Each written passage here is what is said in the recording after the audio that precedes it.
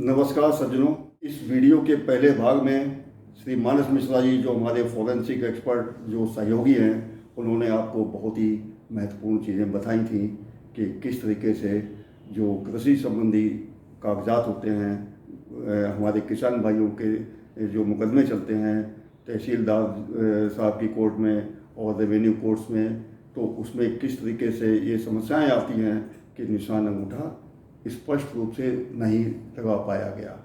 जब ऐसा होता है सज्जनों, तो बहुत ही समस्या आती है कि ना तो अंगूठे को ये साबित कर सकते हैं कि आइडेंटिकल है किसी स्पेसिमेन से, और ना ये साबित कर सकते हैं कि नॉन आइडेंटिकल है। तो इन समस्याओं से आपको बचने के लिए हम कुछ टिप्स आपको दें। बात इसी के साथ साथ मैं आपको ये भी बताना चाहता हूँ कि जो आप लोग हस्ताक्षर करते हैं कभी किसी लीगल डॉक्यूमेंट में, तो उसमें भी आपको एक सावधानी बरतनी चाहिए कि आपके सामने विपक्षी पक्ष का कोई उम्मीदवार या कोई लिखा पढ़ी हो रही है तो अपने हस्ताक्षर करता है, तो कोशिश ये कीजिए कि जब कोई विपक्षी आपके सामने हस्ताक्षर करता है तो एक या दो गवाह उसके पास या आपके पास ऐसे होने चाहिए जो उस पर लिखे कि इन साहब ने हमारे सामने आज इस तारीख को इस कागज़ पे दस्तखत किए और मैं इसकी गवाही करता हूँ और पुष्टि करता हूँ। तब वो डॉक्यूमेंट्री जो होगा वो बहुत ही इम्पोर्टेंट और मजबूत डॉक्यूमेंट होगा। और अगर कोई इंसान भविष्य में अपने निशान अंगूठे या हस्ताक्षर को ये कहता है कि मैंने नहीं किए, ये मैंने नहीं लगाए, तो उस समय जो गवाह का स्टेटमेंट होगा कोर्ट में वो बहुत ही महत्वपूर्ण होगा और आपको मुकदमे में अपने कागज़ को स्पष्ट रूप से साबित करने में बहुत ही आसानी होगी। तो आज हम आपको ये बताने जा रहे हैं, बल्कि दिखाएंगे भी कि किस तरीके से आप निशान अंगूठे किसी कागज़ पर कैसे लगवाएं और क्या सावधानियां बरतें ताकि स्पष्ट आए और उस पर पैटर्न भी दिखाई पड़े और रिच करैक्टरिस्टिक्स भी स्पष्ट रूप से दिखाई पड़े। और जब कभी भी उस कागज़ के ऊपर कोई विवाद होगा तो अदालत में आपको साबित करने में बहुत आसानी होगी कि निशान अंगूठा फलाने व्यक्ति का है और ये स्पष्ट है और हम इसके मालिक हैं, इस डॉक्यूमेंट के हिसाब से हमारा हक है और हमें अपना हक मिलना चाहिए। इस तरीके से आप निशान अंगूठे लें, आइए देखते हैं। उसके पहले कि आप निशान अंगूठा लेने के लिए उस शख्स के हाथ में अंगूठे की जगह पे इंक लगाएं। आप उसको अच्छी तरीके से किसी अच्छे कपड़े से उसके अंगूठे के हिस्से को साफ़ कर दें ताकि कहीं भी कोई धूल, डर्ट या कोई चिपकाहट वाला कोई भी आइटम उस पर ना हो और स्पष्ट साफ अंगूठा हो। एक इंक पैड होता है जिसपे कि ज़्यादातर लोग निशान अंगूठा लगाने के लिए उसका इस्तेमाल करते हैं, उसमें इंक होती है और इंक एक समान होनी चाहिए। इंक पैड पर इंक ऐसा ना हो कि इंक पैड सूखा रखा हुआ हो और आपने बाद में उसके ऊपर पानी डाल दिया तो वो इंक पैड सही नहीं माना जाता है। एक आपके पास नया इंक पैड हो तो ज़्यादा अच्छा होता है। अब उस इंक पैड पर आप जब भी उसके अंगूठे को लें तो अंगूठे का पूरा पहली पोल तक का पूरा हिस्सा हो जिसपे कि उसकी इंक लग जाए।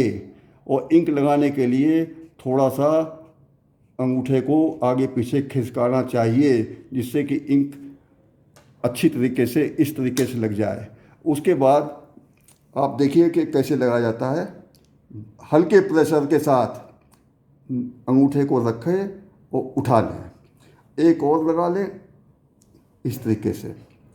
तो इस तरीके से आपने देखा कि एक सही तरीके का निशान अंगूठा आ गया जिसमें कि रेखाएं यानी रिजेस भी स्पष्ट है और इंक ना तो ज़्यादा है ना कम है और अदालत में इस तरीके के अंगूठों को मिलान करने के लिए उपयुक्त पाया जाता है।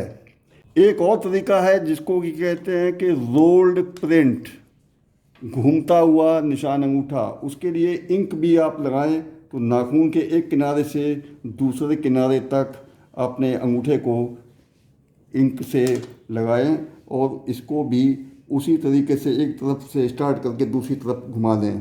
तो इस तरीके से आपने देखा कि ये रोल्ड प्रिंट है यानी कि घुमावदार निशान अंगूठा है। इसने ज़्यादा एरिया कवर किया है इस पूरे अंगूठे का और इसमें किनारे पर डेल्टा भी आ गए और पैटर्न भी आ गया।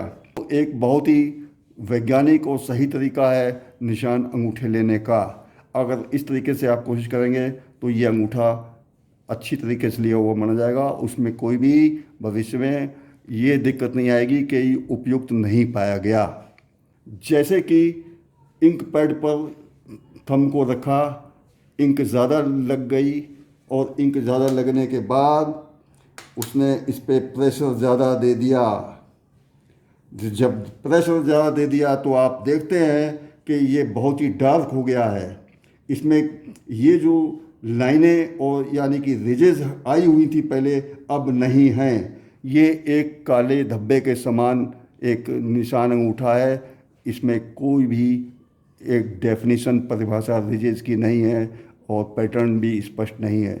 इस तरीके के निशान अंगूठे से एक समस्या पैदा होती है और कोई भी फिंगरप्रिंट एक्सपर्ट कभी भी ये रिपोर्ट नहीं दे पाएगा कि ये आइडेंटिकल है कि नॉन आइडेंटिकल है। तो इस तरीके के निशान अंगूठों से बचें। कई बारी कुछ लोग जानबूझकर, जिनका मन नहीं होता है कि हम निशान अंगूठा सही रूप से दें, वो इंकिंग लेते हैं, इंक पैड पे ऐसे खड़ा करके अंगूठे को ठीक से इंक नहीं लगने देते हैं और कागज़ पे भी अंगूठे को इस तरीके से थोड़ा सा खड़ा करके लगा देते हैं। तो आपने देखा कि ये कंप्लीट यानी पूर्ण रूप से लगा हुआ निशान अंगूठा नहीं है और इसका कोई भी फ़ायदा नहीं मिलने वाला है। वो जब चाहे कह सकता है कि मेरा निशान अंगूठा नहीं है।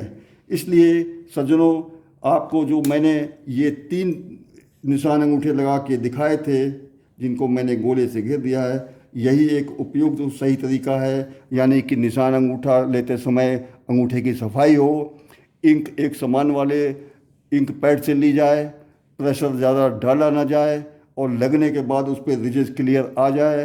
तो ये तरीका एक सही तरीका है जो गांव की परिस्थितियों में आप आसानी से कर सकते हैं। लेकिन ये जो मैंने बाद में 2 आपको उदाहरण दिए कि जहाँ पर ज़्यादा इंकिंग हो गई वो निशान अंगूठा ख़राब हो गया और जहाँ पर उसने कंप्लीट यानी पूर्ण इंक ना लगा के खड़ा करके निशान अंगूठे को तिरछा करके लगाया, तो ये भी किसी काम का निशान अंगूठा नहीं है और अनुपयुक्त है।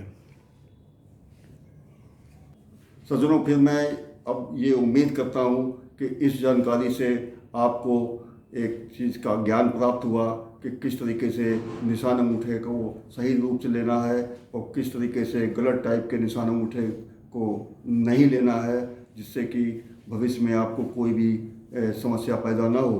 अगले किसी भाग में आपको कोई नई जानकारी लेके आऊँगा और आपके सामने मैं कोई नई चीज़ प्रस्तुत करूँगा जो आपके लिए अधिक उपयोगी हो और फ़ायदेमंद हो। धन्यवाद दोस्तों।